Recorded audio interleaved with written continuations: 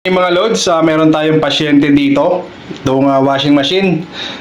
So Panasonic. So sabi ng customer, meron daw problema. O, tingnan natin kung ano yun.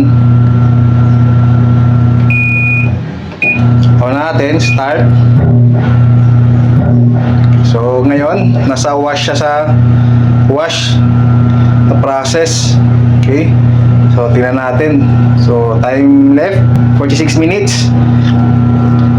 Okay, so umiikot naman siya. Kita nyo? Yan. Medyo malabo. Ayan, umiikot pero walang tubig. Okay? So check natin yung source nito. Open naman yung valve dun sa baba. Yung dito sa inlet valve. No? So baka sira na. Okay, so isa pa.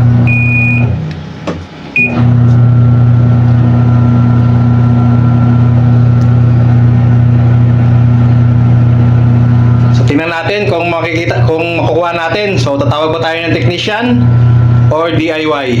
Okay? Okay, so nabuksan natin yung yung washing machine natin.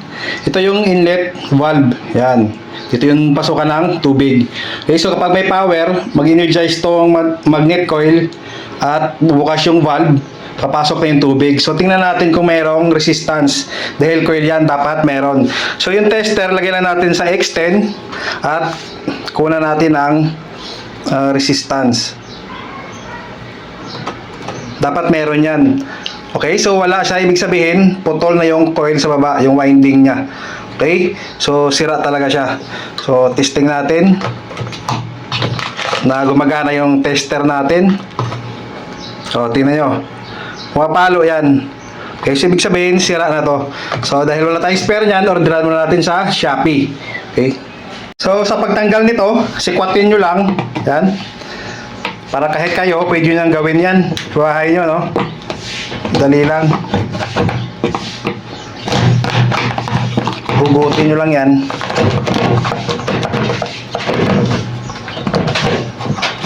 Yan, ganyan na pagtanggal. So ito yung palitan natin. So nandiyan naman yung specs. Yan, so orderan natin sa Shopee.